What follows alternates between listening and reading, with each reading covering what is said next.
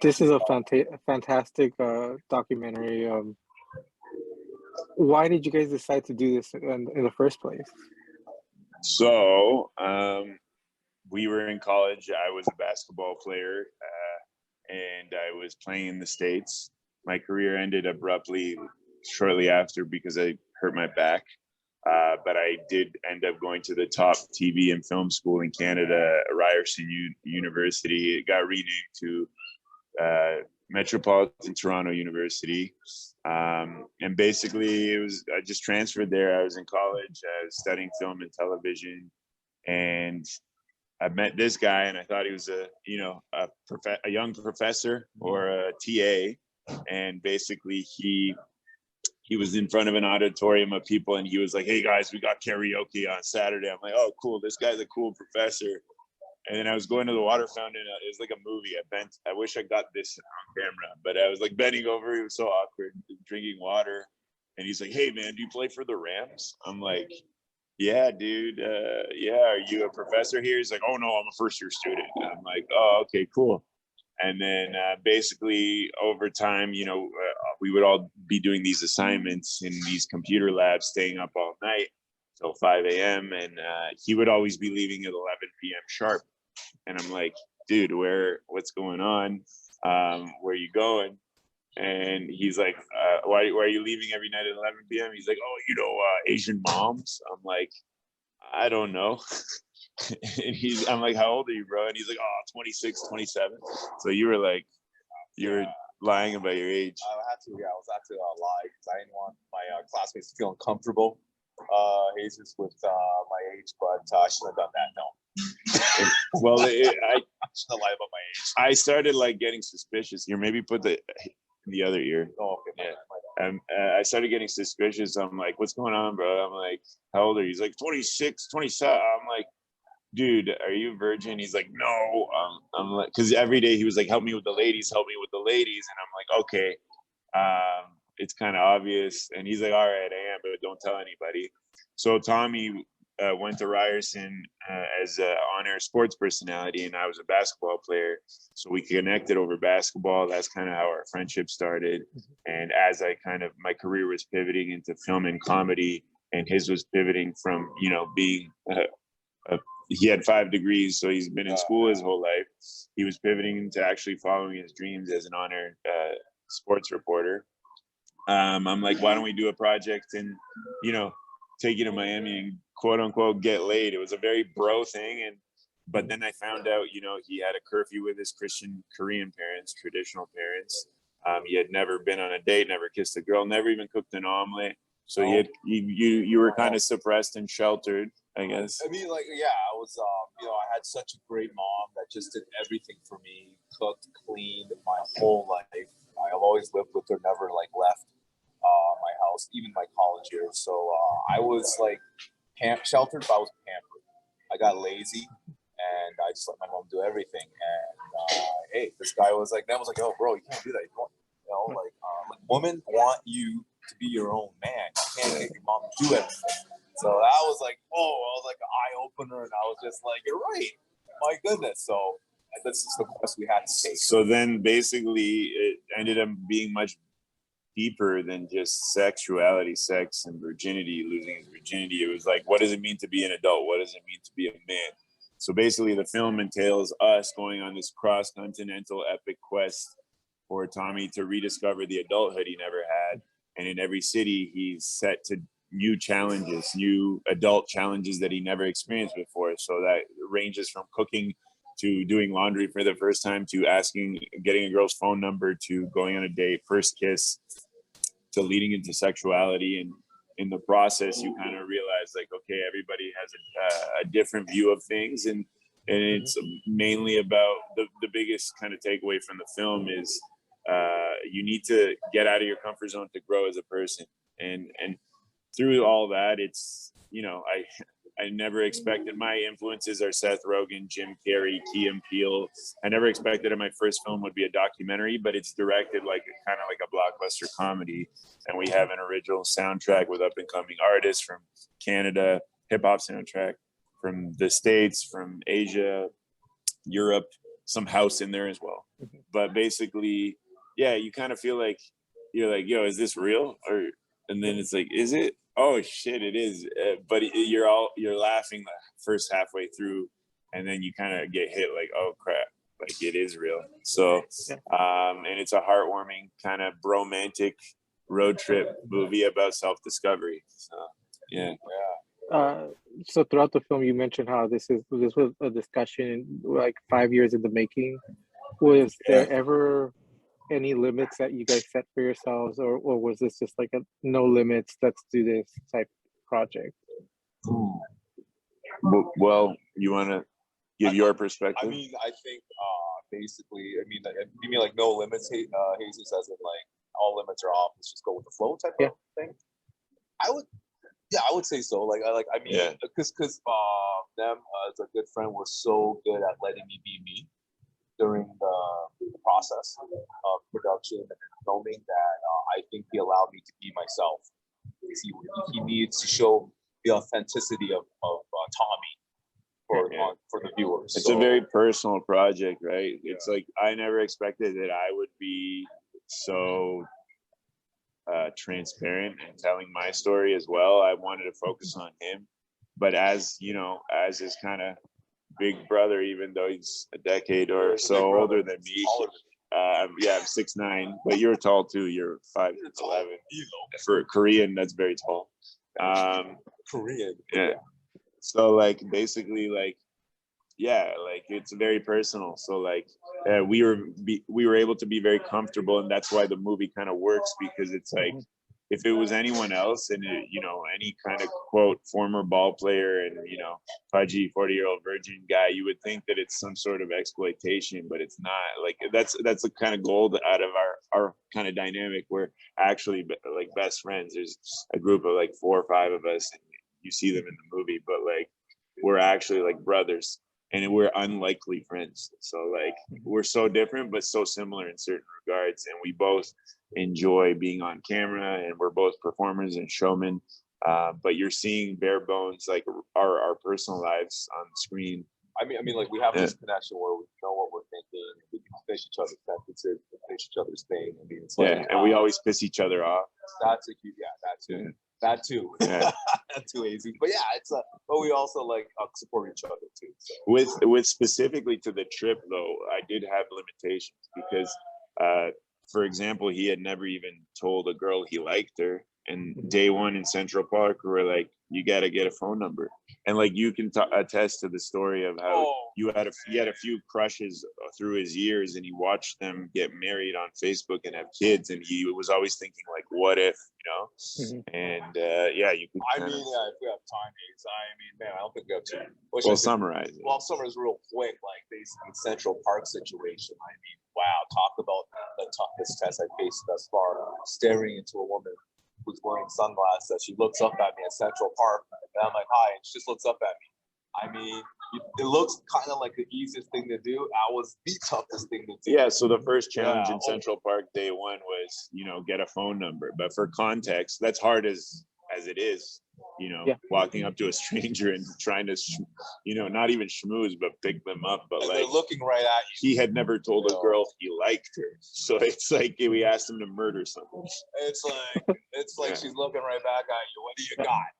What do you want? But that was the idea, right? That was like, if I don't throw him in the fire, he's never going to change his life, because we're all in our comfort zones. It's either going to take rock bottom or somebody else to throw us in some whirlwind to like change our lives if we don't wake up. Because if we don't wake up, that's like we're going to be stuck in the same scenario.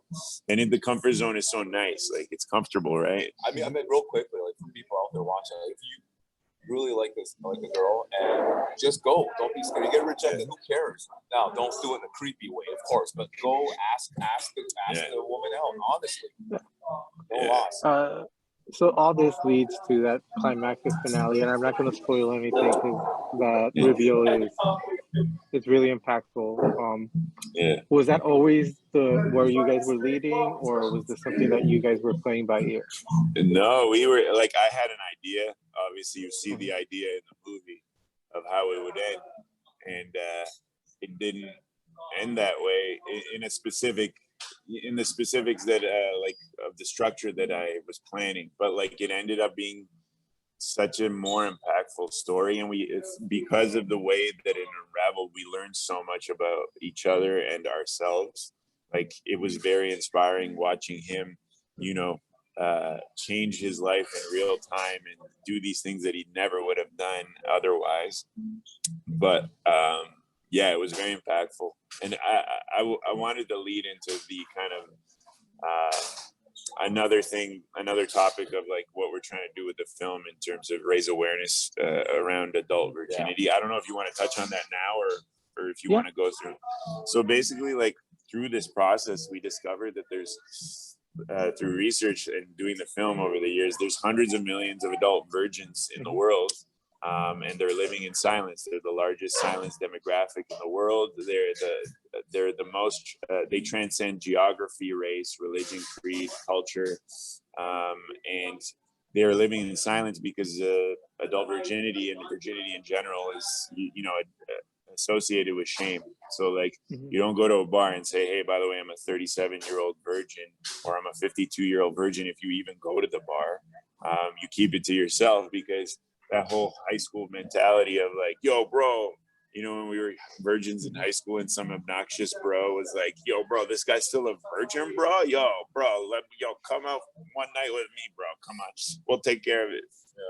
Yeah, and it's like embarrassing. And then the girls are like, oh my God, she's still a virgin. You got to get that over and done with. So there's that mentality like still in society where people, whenever we mention, oh, he's a 40-year-old virgin, some people just start laughing, and I get why it's funny, because they think of Steve Carell and you know, they think of a funny character, and yeah, a lot of adult virgins are funny characters, but I think it's more, in many regards, I think it's bigger than sex, and it's bigger than virginity, and the sub communities are in the hundreds. So you have people that, you know, were raised with really traditional, either religious or traumatic secular parents, where they weren't able to develop the adult skills, the social skills to, you know, manifest not just in losing their virginity, but other things like have a steady job, or in other cases like proper relationships. In other cases, you have virgins who choose to be virgins. Some are religious, some are secular, and you know, it's a massive group of people, and it's like one of the biggest mass minority groups in the world. But the thing is, nobody knows that they exist. So it's like approximately 1 in 20 people in North America, and it's about 1 in 10 people in Asia, and it's rapidly growing because of technology like social media. It's like, ironically, it's supposed to bring us together, but it's separating us.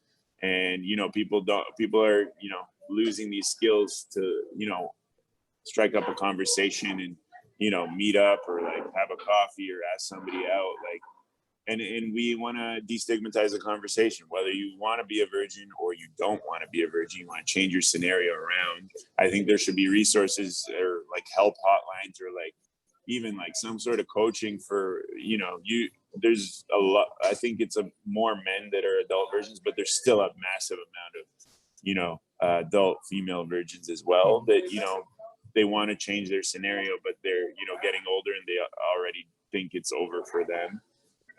But like I said, it touches on a bigger topic than just sexuality, because usually it's just a manifestation of a bigger issue, with the exception of the massive group of virgins who choose to stay virgins. People want to wait for the right person, and you know, some are even secular. I know our friend, she's a bombshell. She's 27. When I showed her the trailer for the film, she's like, oh my God, these are my people. This is my movie. I'm a virgin. I'm like, you're a virgin? No way. She's like, yeah, she's not religious, but she's waiting for the right person. So it's a much more common than people think. And we want to, you know, we're not a social commentary film, but I think we have social commentary around our film by telling Tommy's personal story. So yeah, I mean, real quickly, here's the time. Like, I just want to make it real. Like what Nem says, you know, people watching, virgins watching this, like, hey, it's something that should not be a bad thing. It's cool. We're trying to get the world. It's cool to be a virgin. Something wrong with being a virgin. It's nothing to be ashamed of. Don't be ashamed by it, guys. Be proud. You know, get your virgin shirts on and just be proud of who you are, wherever you're in high school, workplace, whatever. it's cool to be authentic. College. You know, it's cool to be authentic, and whether you're a virgin or not, like it's, and we shouldn't be judging people based on our, you know, body counts or like sexual orientation or what we identify as or any of that personal stuff. We should be judging people or our political orientations. Like we should be judging each other based on our hearts and our characters, and that's kind of how we operate. So yeah, it's just exactly. Yeah. Tommy, you have to bring out your authenticity in this documentary and be very vulnerable. That takes a lot of strength. Did you? How did you feel like going through this? Like, was there ever a point where you just wanted it to stop? Wow, you know, first off, I like your questions. Wow, these are questions I'm actually engaged in. I've had asked. Some of them didn't have good questions. You have good questions, so thank you for that, Jesus. That is a really good one. There were so many times. There was a situation real quick. I'll put into context quick for you guys. Basically, we're at Redwoods. We were in San Francisco, and we were filming there for a while. We were camping, Northern California. And we were in our like little trailer. There's a trailer we had there, and I was by myself. So Nem said, "Break, guys, take a break." We all got to that was rare. That was rare. Yeah. I just leaned on the trailer and I was just like praying, like, hey, God, you can get me through this because I can't do it. I'm done. I'm wasted. Like, hey, please get me through this. I was at that point, just at a situation where I was so like, what am I going to do this? And I looked down, and honestly, that was one of the moments. And when the camera operator saw me in that situation, so like he felt for me. He didn't say anything. He didn't come up to me and bother me, but he saw me. And you know, it was situations like that. But I mean, that's why I remember at Starbucks in LA, I talked to them and said, "Yo, man, I don't know if I can get through this, man." And then bro, we can get through this as long as we like stronger than ever. Let's just get through. We're almost there. So I mean, it was like there were a lot of situations over the years, because we started this years and years ago. Even before the filming. It was situations, and we had to put it on hold because of financing, right? So like every time we put it on hold, he you know, he's like, I don't know if we should do this. I'm like, but he at the very beginning, he's like, I want to do this. This is like, I need this. And then like he would have like here and there, not too many times, but like a few times over the years, he would kind of get paranoid and be like, oh shit.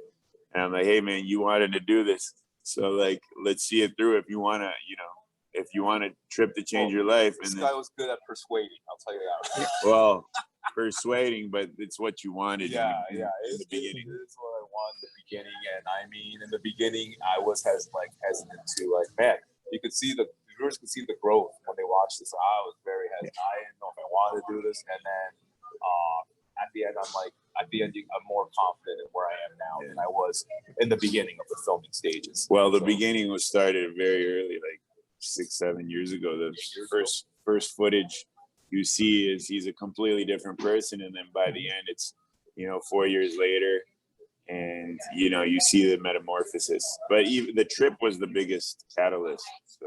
Yeah, absolutely. Well, congratulations on this. I hope you have a great time at Dances with Films. Thank you. Enjoy the red carpet, and hopefully I see you guys tomorrow at the red carpet. Oh, great! It'd be great. Look for the 6'9" guy and the sexy Korean guy. I love your questions. Keep it going. When I see you at the red carpet, I want good questions. Today. Awesome. Normally he's the one interviewing. He's interviewed some of the biggest athletes in the world. So your questions, I'm not like a top journalist, but I've been in that field. Your questions are good, man. Keep it up. Thank you. Thank you very much. Jesus. Appreciate you. Appreciate it. Thanks. Have See you soon. Have a great rest of your day.